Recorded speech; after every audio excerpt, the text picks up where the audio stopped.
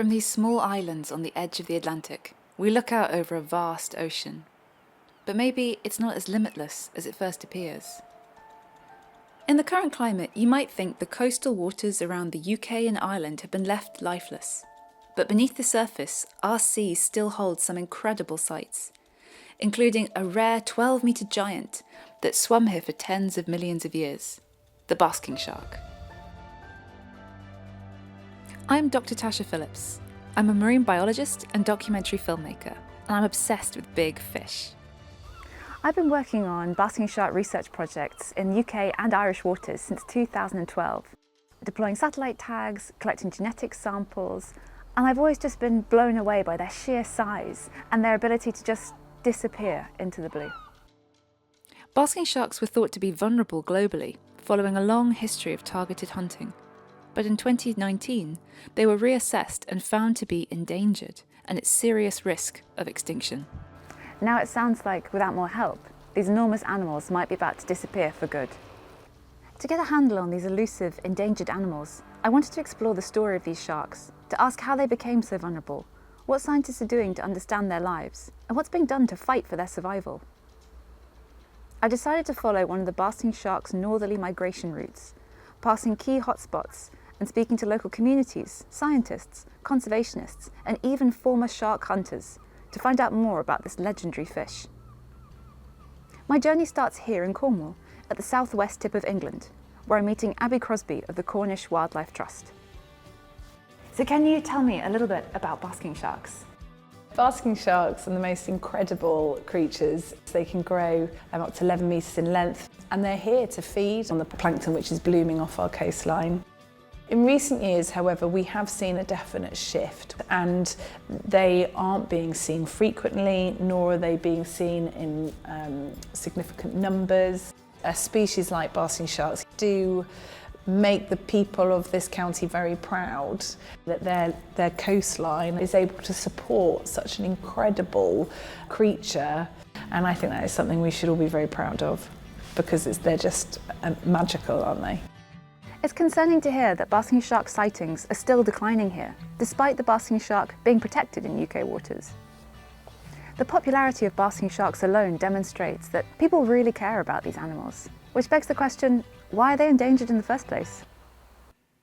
The next stop on my journey is to explore the checkered history of the basking shark.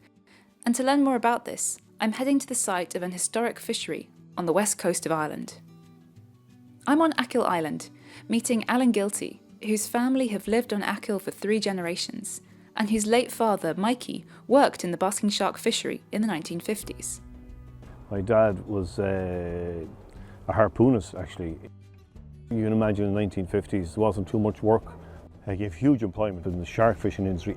So it was a dangerous job. Very, very dangerous job. Can you tell me a little bit about the shark fishery here at Achill and how the sharks were used? So the purpose was the liver, get the oil out of the liver. It was used as street lamps, for the oil in the street lamps in Dublin in the 50s. And the oil was sent to Germany for ladies' cosmetics. And then the shark fins were sent for shark fin soup, and the carcass of the shark was sent to Northern Ireland to use for animal feed. You told me about your dad said they used to fish sharks even at night. I said, how was this possible at night to do anything at sea? He said, we'd cut a piece of the shark liver, put it on a board on the bow of the boat, light it, and it gave enough light. I was amazed, actually, yeah.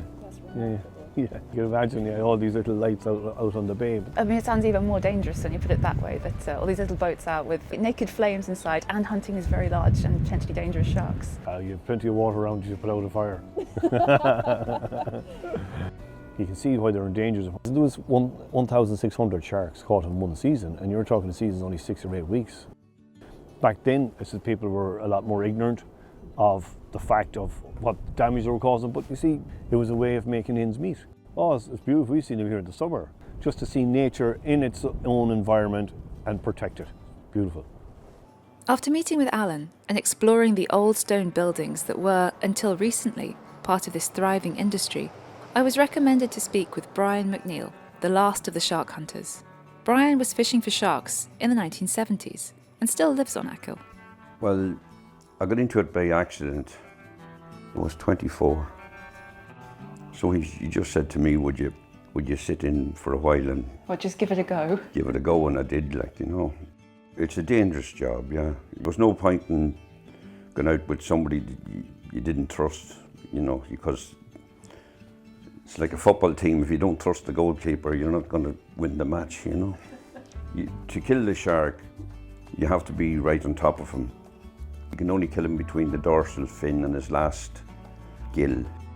3 men in the curragh, 1 spotter on the cliff. The man on the oars has actually the most important job, because he has to keep the curragh away from the shark's tail. Right. And the shark is going with his tail all the time, swinging it. So and slashing it. He goes up in there and smashes it down on the water. So the man on the oars has to be really, really very good at his job. The second most important man is the man that's killing him. He can't delay or he can't miss him, which was normally me with the spear, because I wasn't as strong or as intelligent as the other two. And the third most important is the man holding the shark. He's kneeling on the net and he's holding the shark, because he could turn the curragh. There was loads in near misses. Oh yeah, there was. But I was the only one that could swim. But normally it was me that fell out because I was the highest up. So you might fall on top of the shark. Oh, I fell on top of the shark. I did a couple of times, but I would swim away because he'll dive all the time. There was good money in the sharks. When I started fishing, it was £100 a shark. Wow. Yeah, so that was £25 a man. Like my father, I think, was getting £10 a week at the time. If there was no sharks, an Achill would have been a lot poorer. How many could you catch on a day? When I was fishing, the most ever I caught in a day was 10. But in the 50s and the 60s, maybe catching 100 a day. Oh, I'd love it if they were protected with the Wildlife Act, because I mean, the sharks to us were creatures, lovely creatures, like, you know. The biggest one we caught was 36 feet, 3.5 ton weight. And when you see them over in Porcine on the dry, like, you'd be thinking to yourself, well, you know, how did I kill that big animal, like, you know? Mostly luck. Glad to be still here. It's nice to hear that things have changed now that they're not needed as a resource, that they could be maybe a living resource for ecotourism. Oh, there should be, yeah. There's vantage points in Kim Bay, surrounded by cliffs. Don't even need glasses or anything to see them. So now you can watch them like koi carp in a fish Yeah, pond. yeah, it is, yeah. Then, but, you know, it is, it's nice to see them. From speaking with Brian and Alan today, I understand that the basking shark fishery was really important locally, providing employment in a remote area. And these types of local fisheries occurred across Ireland, the UK and the globe. Although the small-scale Irish fisheries ended in the 1980s, the fishing of basking sharks in Irish waters continued, with rights bought by Norwegian fisheries, using modern mechanised boats with explosive harpoon systems, very different to the traditional curragh, until that fishery also collapsed. The basking shark population crashed globally, with numbers still yet to recover. I found it quite moving when Brian, who once made a living from killing sharks, to say how much he likes watching them today and how he's glad no one hunts them anymore. It really shows just how much times have changed. And so I continue, leaving the ruins of the shark fishery behind. On this next leg of my journey, I'm meeting with Dr. Simon Barrow, co-founder of the Irish Basking Shark Group, lecturer at GMIT, and CEO of the Irish Whale and Dolphin Group. I want to speak to him about his experiences in shark research and conservation. Basking sharks are just amazing creatures. You know, they're big, but they're mysterious. It's probably less than 10,000 basking sharks in the Atlantic. Obviously, the advent of tagging and tracking equipment now has completely revolutionised our perceptions. So in 1993, I got my first colour number tags. In those days, the sighting scheme, you know, we'd get literally a postcard saying 2 sharks 4 miles south of Rathlin Island 2 weeks ago. And some of these young researchers these days, they say to me, Simon, why were you so rubbish at tagging sharks in the early days? And I'm saying, oh, you young people, you don't understand, you know. There was no GPSs in those days, there was no mobile phones, you know. So It took me 15 years to get out my first tag. So we've tagged about 500, over 500 basking sharks with these coloured number tags, and it very much showed that there was this northerly movement in the spring, and quite rapidly, you know, within days, you'd get a shark tagged off Kerry would be seen off Donegal, and the sharks we tagged off Donegal were then seen off Isla and in the Hebrides. I think one of my better contributions to the world of science has been shark sliming. And we attach oven clean at the end of a pole and gently stroke the shark, and we get this black mucus. I used to go out with commercial fishermen. We pulled up this net from very deep. There was a big hole in it, all covered in this black slime. And they said to me, a basking shark has bust our net. And they also knew that if they use that net again, there's a good chance they're catching the shark. So there's probably some pheromones, some hormonal messages going out to the shark. So there's a lot in slime. So all of a sudden we went from we were very constrained, and now fantastic paper was published, which I think had about 400 or 500 samples. I think that we underestimate them. They look you in the eye and they are inquisitive. You know, and you're trying to keep your distance, and then next minute they're getting closer and you're looking around thinking, they've come to check me out. They're not being aggressive, clearly. I don't think they wanted to mate with me particularly, but I do think there's a deeper level. So I think we are underestimating them. It was really inspiring speaking with Simon today to hear about how his close work with the basking sharks offers new insights into their behaviours, showing their natural curiosity. I wanted to learn more about close encounters with these rare animals, and so I've arranged a digital catch-up with some old friends, and actually my former bosses, at the Manx Basking Shark Watch. So what size range of sharks have you seen in the Irish Sea? Down in the Sound, I've certainly seen shiny black basking sharks, less than 6 feet long. We've seen everything from that to the biggest possible sharks that you could ever imagine. Can you tell me about the shark passports you create? And what is a shark passport? So it was about really size estimate, gender, fin photograph, slime sample, and tag. Really important stuff. So it started to prove a migration pattern. So south to north and south to north. That's really incredible. Can I ask your thoughts on the accidental bycatch of sharks? Is this something we need to consider moving forwards? I have a relative who's a fisherman, and they wouldn't report it because they'd probably get fined. So nobody knows. I got to speak to the fisherman who had got a tag in his net. But the overall message was that this haddock fisherman often caught young basking sharks in the nets, and they always drowned. But if they caught what they believed to be a big basking shark and managing to break free and survive, obviously happens often.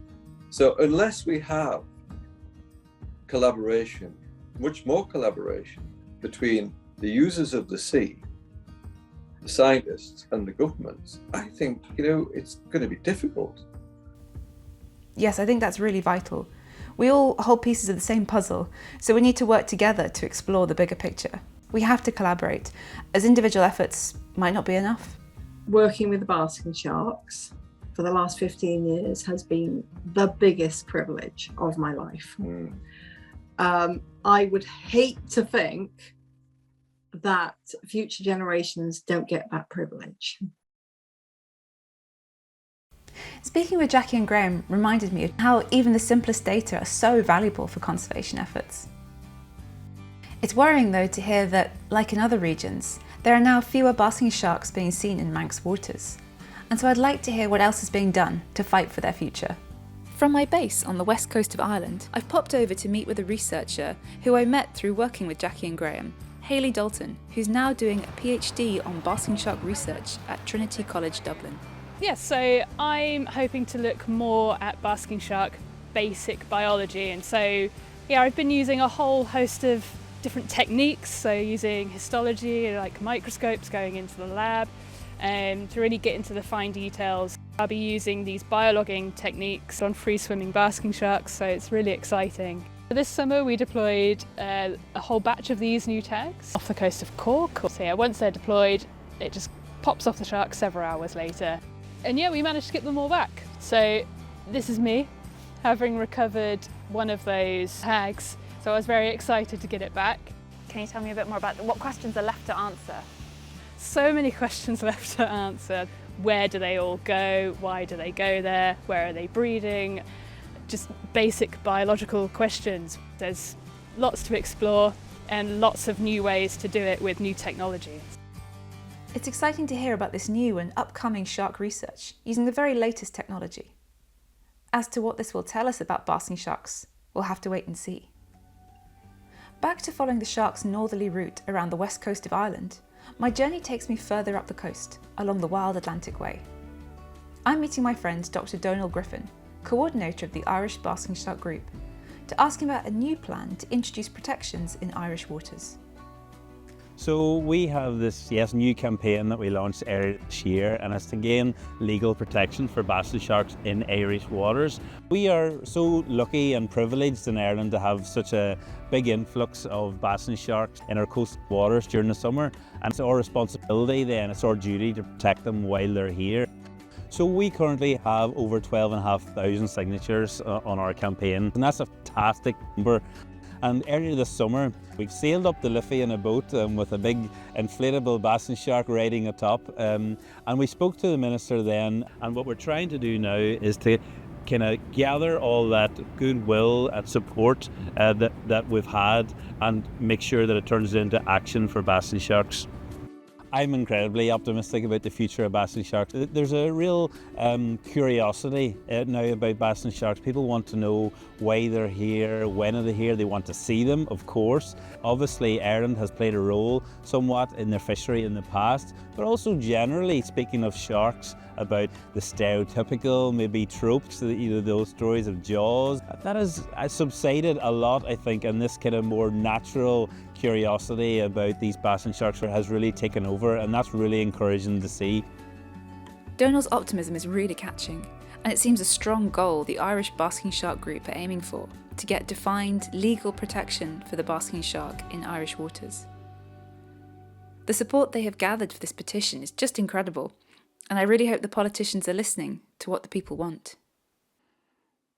My journey following the sharks now reaches its most northerly point, the Sea of Hebrides in Scotland.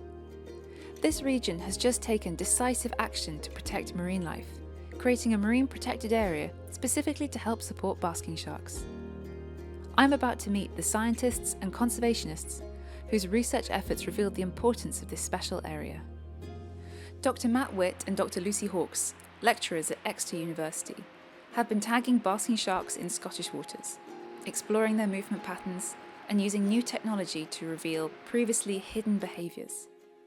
I wanted to learn more about their work, to see how this has been used to guide conservation efforts, and to hear their thoughts on the future for basking sharks. So do we know why basking sharks are moving to Scottish waters? No, I don't think we do actually. We've been working with various different new types of technology to try to work out whether we can see if basking sharks are actually courting, mating and even giving birth in Scottish waters. So we had 3 camera units made, and the idea is that they tow along behind the shark, and then you have to go and physically retrieve the camera, download the data, and then watch this selection of amazing movies that your shark camera person has actually filmed for you. Oh, that sounds amazing. Did it reveal anything you weren't expecting to find? Out of the eerie gloom, we saw this incredible mass of basking sharks. There were 2 sharks together kind of touching their pectoral fins. There were sharks swimming over the top of them, sharks coming up underneath them. It really looks like it might be something related to courtship and mating. And when we saw it, we were all just going, what is this? I think the fact that the video is so dark and grainy, you're kind of going, what's going on? And these sharks get closer and closer, for some very important reason, which I'm quite certain has to be related to courtship, although we have yet to actually catch them in the act. That sounds fascinating. Sharks have a bad reputation as a whole as being these mindless machines, but you're saying that these behaviours then show that they're quite gentle with each other. Yeah, they are these incredibly gentle animals. Seeing those videos of them very almost tenderly touching their little pectoral fins, we were like, wow, this is something really special. Prior to doing our work with the camera tags, we have been tracking the sharks using location tags. And that's why using these cameras is so important, because while we know where these sharks are, we've very rarely known why they're there. It's been able to show that the Sea of the Hebrides is a place basking sharks love. It's actually been the first time in my career that collecting tracking data has actually led to a real change in policy, an actual change on the ground. I'm so proud to be part of that. And also I love the idea that generations coming after me will hopefully continue to be able to see basking sharks in the Sea of the Hebrides thanks to this kind of safe refuge that we've made there for them. Our work in the Sea of Hebrides has been quite long-standing. Finding breaching on the camera systems was amazing. It just brings a whole new, another level of appreciation about that kind of amazing feat. And what we found is some individuals can do 4 or 5 breaches in succession with only a few seconds between each breach, whereas others would just breach once or twice a day. And it's always been associated with breeding. And so the point of the Sea of the Hebrides and the marine protected area there is largely to protect the animal, but actually if you're also protecting breeding, you're kind of securing the very foothold for the recovery of that species. It's really hard to know what the future will hold for the basking shark, and in some areas we've seen quite strong declines in sightings. They're so intrinsically tied into the natural environment that as our environment changes based on the predictions around climate change, it changes the behaviours of the sharks. And because we're so used to seeing them at the surface and we can't really observe them at depth, tracking the future of that shark just based on sightings alone or in bycatch is really challenging. We'll have to wait and see, I think. We just have to kind of wait for the time to play out and see how numbers change. Speaking with Matt and Lucy has offered some incredible insights, using new technologies to swim alongside these secretive sharks to explore where they go and why. It's amazing to witness such surprisingly tender moments between these enormous animals. But it's only by exploring their secretive underwater world that we're going to better understand and protect them. As my journey with the sharks nears its end, I wanted to find out what future challenges we might need to consider. I went to visit the Shark Trust headquarters in Plymouth to ask their expert opinion. Sharks are integral to marine ecosystems. They support biodiversity. They also provide enjoyment for those who encounter them live in their natural habitat and provides jobs as well. Shark management has long lagged behind that of commercial bony fish like cod, but the tide is turning. We've seen a number of species added to international treaties. Blue sharks actually received the first ever international catch limit back in 2019, and more recently we've seen a short-term no retention ban for shortfin makos. So the tide is turning, but it does take time. And what can people do to help basking sharks? So we've created a code of conduct that water users can follow to ensure that they have a safe interaction with basking sharks. And finally, if you do see a shark, then yeah, make sure you record it, and if you can, then get photos. The dorsal fins can be really unique to a shark's, so by building up that database, we can see if we get resightings. I think the more research that comes out, the more we can know about them, and then the better we can help protect them. After speaking to Kat about the past, present and future of sharks, I found myself thinking of all the people who care so much, working tirelessly to explore this underwater world, to better understand and protect these giant fish. When I started this journey, I was saddened by the constant bombardment of negative news stories, all shouting about the demise of the natural world. And although I can see that our historic demands were responsible for the decline of basking sharks, it's been really remarkable to see how much attitudes have changed. Basking sharks are still endangered, but they continue to return to our shores, where an army of people are fighting to understand and protect them. This journey has given me a newfound respect for this incredible species. And although the natural world faces many more challenges, it's rekindled something for a brighter future, something that feels like hope.